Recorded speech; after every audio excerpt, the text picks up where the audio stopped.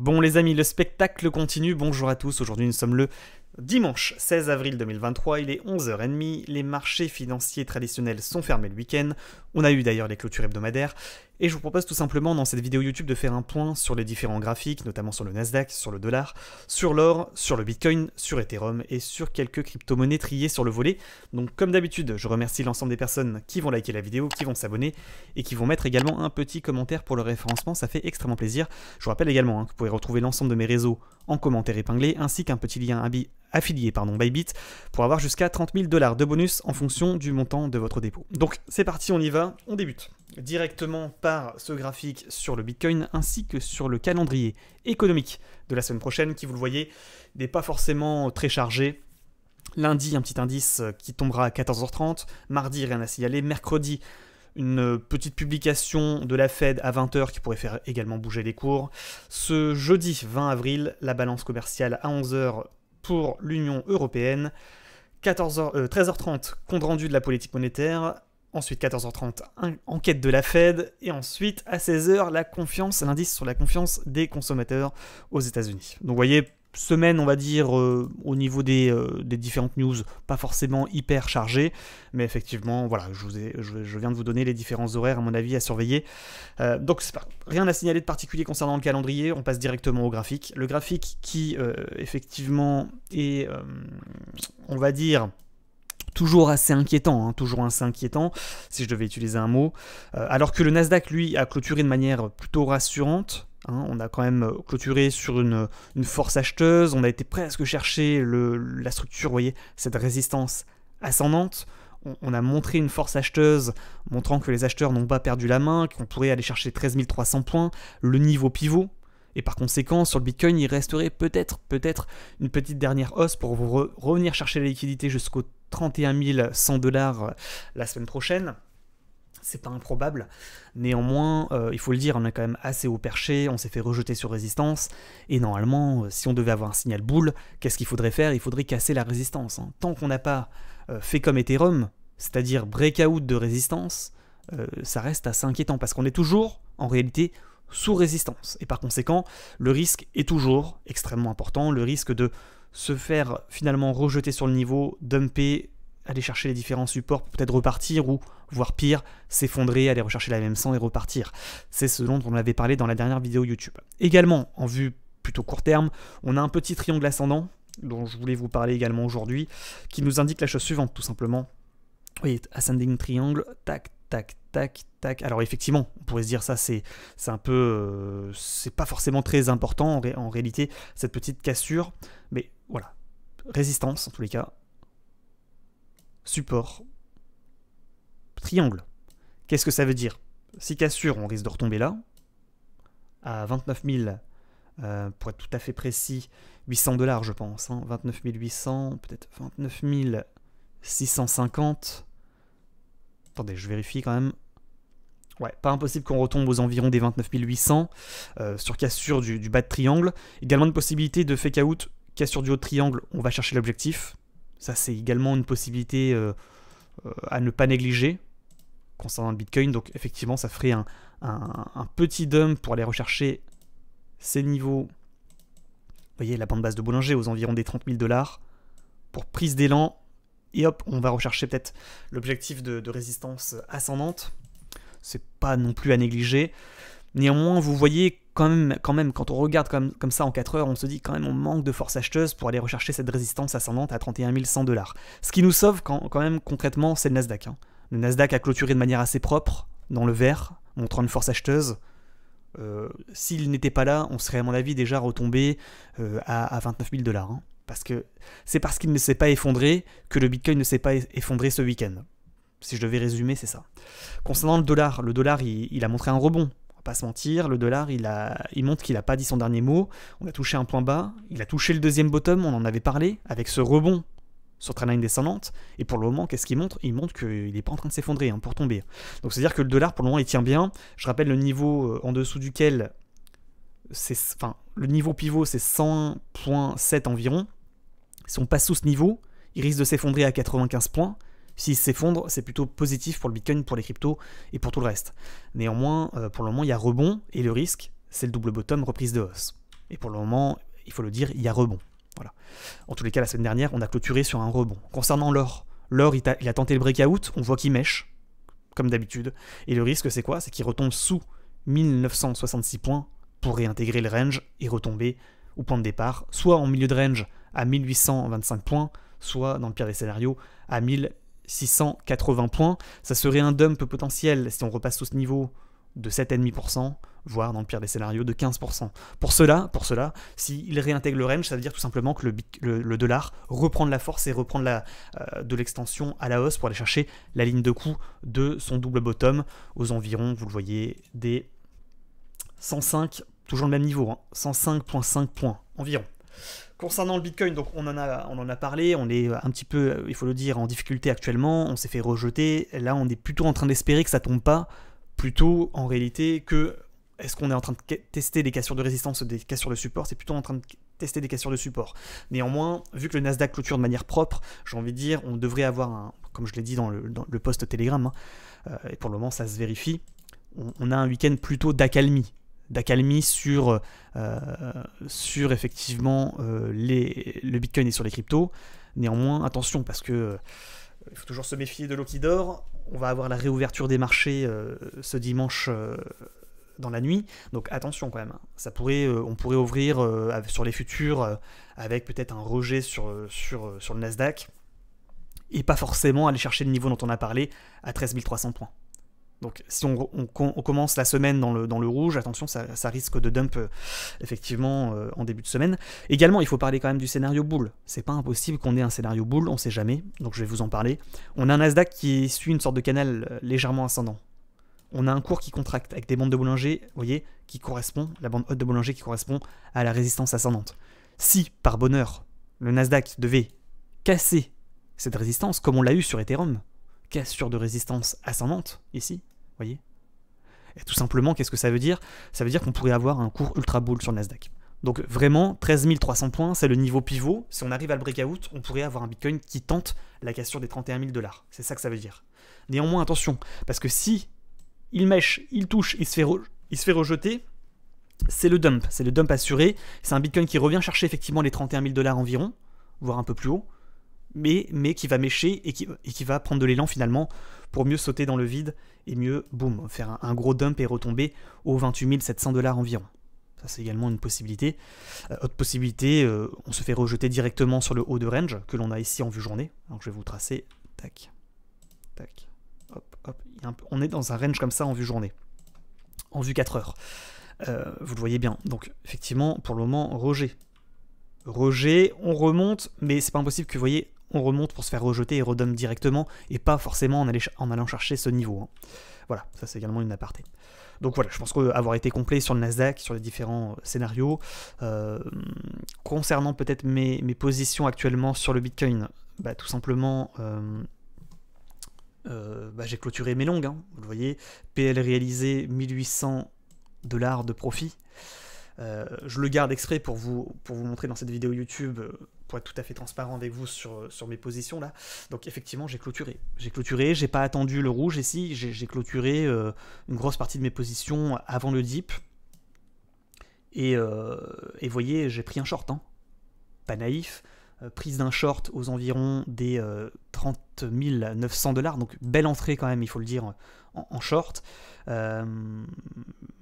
Tout simplement, voilà, j'ai coupé mes longues et je suis en short. Voilà. Ça veut dire quoi? Ça veut dire que je pense qu'il y a moyen qu'à un moment donné, faut pas être trop gourmand. On arrive sur résistance, je clôture mes longues, je prends des shorts. Hein. Je respecte la stratégie. La stratégie dont on a parlé dans la dernière vidéo YouTube. Hein. Également les sondages. Les sondages sur Telegram. Je vous ai posé la question, au moment fatidique, quand on était à 31 000 $, faut-il vendre pas de gourmandise, croire dans la tech et tenter le breakout? Tout pile au moment où moi je prenais mes shorts. Hein. Vous avez voté, croire dans la tech. 2 personnes sur 3 votent effectivement croire dans la tech, alors qu'on était effectivement sur le niveau de résistance. Autre sondage, le Bitcoin va-t-il breakout les 30 800 $? Oui, 65% encore une fois. 2 personnes sur 3 qui pensent qu'on va réussir à breaker les 30 800. Pour le moment, on s'est fait rejeter. Donc pour le moment, les personnes qui ont voté rejet, il faut croire dans la tech, on garde les longues et on tente le breakout, n'ont pas forcément... Enfin, ils ont eu tort à court terme, mais c'est pas impossible, vous voyez, avec ce triangle ascendant, qu'on revienne chercher ce niveau. Auquel cas, effectivement, j'aurais clôturé mes longues sur le niveau de résistance, donc c'est pas un problème, on sera revenu sur mes clôtures. Moi, je prends pas le risque de tenter ce dernier move. Mais si ça devait arriver, c'est pas très grave. J'aurai mon stop loss sur mes shorts. Bien joué à ceux qui ont tenu. Vous avez beaucoup de chance si on revient sur ce niveau des 31 100 $, mais c'est pas improbable. Encore une fois, c'est ce que j'ai dit effectivement dans le post Telegram. C'est pas improbable. Je pense que j'en ai parlé. Il n'est pas impossible qu'on retourne aux environs des 31 100 $ pour tenter à nouveau la cassure de résistance ascendante. Auquel cas, je réduirai mes longues, mes shorts, pardon. Je réduirai mes shorts. Concernant mes positions spot, j'ai également clôturé une bonne partie quand même de mes longues aux environs des 30 800 $ environ. Aujourd'hui, il me reste plus grand chose. Enfin, il me reste plus grand chose. Il me reste 0,8 Bitcoin, mais j'étais à 1,3. Vous voyez, j'ai clôturé quand même 0,5 BTC, ce qui représente quand même 15 000 $, 15-16 000 $ sur effectivement mes spots sur le Bitcoin. Je préfère clôturer en prenant le profit plutôt que d'espérer toujours un breakout de résistance des 31 100 avec un Nasdaq au perché, avec un dollar index qui montre un rebond et un Bitcoin qui se fait rejeter sur résistance. Voilà. Maintenant, effectivement, ça retombe pas. Quand on regarde en vue journée, pour le moment, pas de retombée. C'est pas improbable qu'on fasse ce mouvement, encore une fois. Ou ce mouvement. On verra bien. Les amis, je pense avoir été complet sur le Bitcoin, sur le Nasdaq, sur le dollar, sur l'or. Petites dernières infos sur l'Ethereum. Mais je pense que toutes les cryptos suivront le Bitcoin. Si le Bitcoin confirme sa petite épaule, tête-épaule ou triangle ascendant, en tous les cas qui casse comme ça sa résistance légèrement ascendante par le bas et s'effondre, tout repartira instantanément à la baisse. Donc effectivement, Ethereum qui casse son niveau, qui explose, qui consolide. Pour le moment, vous êtes au perché, le risque de retomber est important. Il consolide, si le Bitcoin reprend l'élan suite à son rebond sur trendline ascendante pour effectivement casser son triangle par le haut et exploser, rechercher les 31 000, il va rechercher les 31 100, l'Ethereum continuera néanmoins. Attention quand même, BNB, il va chercher sa résistance, pareil. Premier bottom, deuxième bottom, on voit que le niveau de résistance il est à 340 $. XRP, belle consolidation, niveau de résistance à breakout à 0,54. Le dog est toujours dans son extension haussière, mais Ada Cardano qui a tenté le breakout et qui est au perché également. Bon, voilà, on a des cryptos qui sont boules. Globalement, on est dans le vert partout. On a un TRX qui est assez comprimé également en triangle ascendant. J'ai rechargé un petit peu de TRX sur le dip, mais j'ai pas mis beaucoup non plus. SHIB, cassure de triangle, e-pump, il va chercher les 11,86, e-mesh, ok, il fait une sorte de canal légèrement ascendant, je pense. Ça pourrait ressembler à une sorte de drapeau quand même, attention. C'est-à-dire quoi? C'est-à-dire mouvement entrant baissier, tac, tac, tac, tac, tac, rejet, boum, on casse le drapeau, on va rechercher un plus bas, attention quand même, sur SHIB. LTC, ok, assez comprimé, il va chercher sa résistance à 100 $ environ. Le SAND également, qui ressemble au SHIB, avec une sorte de triangle de canal légèrement ascendant comme ça. Pour le moment, rejet en haut de canal ascendant. Le NIR Protocol, j'en ai rechargé, j'ai rechargé un petit peu sur la cassure. Néanmoins, bon, pas des grosses sommes non plus. Il a fait un petit rallye, je vois, je remarque à peu près de 16%. Il arrive sur trendline descendante. Ah, plutôt intéressant de voir que je n'avais pas remarqué. Trendline descendante. Tac, rejet, pas impossible qu'il retombe à un moment donné. En fait, qu'il casse cette résistance pour aller chercher ce niveau de haut de range à 2,76. Ça serait à mon avis l'objectif si on devait casser cette résistance descendante sur NIR Protocol. Plutôt intéressant toujours. Et puis ensuite, c'était plutôt des cryptos en vue hebdomadaire. Vous voyez, avec ce range sur Nexo, cette trendline descendante, comme sur NIR Protocol, plutôt intéressant s'il arrive à casser pour aller chercher les 0,87. Atom qui rebondit sur son support ascendant, qui prend de l'amplitude également. Le flow, également une trendline descendante assez propre, avec une cassure de résistance qui est proche à 1.1.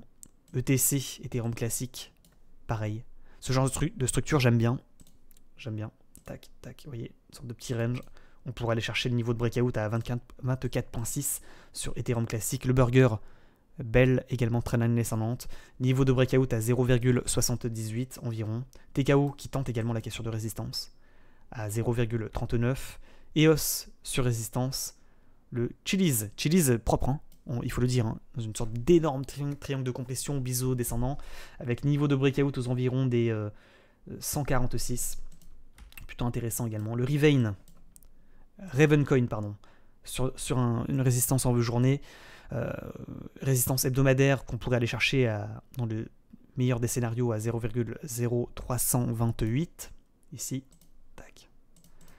Pour le moment, il tente peut-être une cassure de résistance descendante. Le GRT qui rebondit, qui marque un beau rebond. Le Troy avec niveau de cassure à 0,042. Le Mana qui montre un beau rebond, on en avait parlé sur Twitch. Bien joué à ceux qui l'ont pris. Le DYDX également. EGLD qui marque un rebond également aux environs des 39,85. Et puis voilà, après pour le reste, c'est pas forcément très intéressant si je devais faire un classement qui n'est pas, bien entendu, un conseil en investissement, puisqu'effectivement, si le Bitcoin se fait rejeter, tout repartira instantanément dans le rouge. Je mettrai des cryptos qui n'ont pas encore forcément breakout. Je mettrai potentiellement, bon. Voilà, on a quand même tout qui est au perché. Hein. J'aime bien quand même le burger. Triangle descendant, il n'a pas encore tout à fait pété. Il montre un petit rebond sur support, c'est plutôt intéressant. Le TKO qui a déjà breakout. Le EOS. Non, pas forcément. Troy pas dégueu quand même. Hein. Beau support ascendant qui tient bien. Peut-être qu'il faudrait attendre un dip pour essayer de le prendre. Le Den plutôt boule. Il n'y a pas tant de pépites que ça. Hein. Peut-être Ethereum qui continue, hein, qui consolide. Ah, XRP, pas mal. XRP, c'est pas mal. Une sorte de support légèrement ascendant comme ça. Tant qu'il repasse pas sous 0.5, c'est plutôt propre. Le Dog, assez haut perché, ADA également, assez risqué. Bénéfice-risque, pas forcément très intéressant. Matic, plutôt intéressant, je trouve. TRX, sympa également. Ouais, je mettrai TRX, je mettrai le XRP. Je mettrai du coup le burger également. Mais je serai extrêmement prudent quand même, il faut le dire, parce qu'effectivement avec un Bitcoin ou perché comme ça, bon, on pourrait aller rechercher les 31 000, hein, donc du coup on pourrait continuer à avoir du vert jusqu'aux 31 000. Néanmoins, attention les amis, on n'est pas, on n'est jamais trop prudent, on est quand même sur des niveaux à risque, des niveaux de résistance importants, et il se pourrait effectivement qu'on commence la semaine dans le vert, comme une prise d'élan en Dead Cat Bounce pour mieux s'effondrer ensuite. C'est un scénario qu'il ne faudrait pas négliger. Les amis, 18 minutes de vidéo, on s'arrête là. J'espère que vous avez apprécié bien entendu cette vidéo. N'oubliez pas les likes et les abonnements. Bon dimanche à tous et à toutes. Et bien entendu, n'oubliez pas de nous rejoindre sur Telegram, sur Discord et de vous inscrire sur Bybit, la meilleure plateforme de trading, si ce n'est pas encore déjà fait. Les amis, bon week-end, bon dimanche et à très bientôt. Ciao, ciao.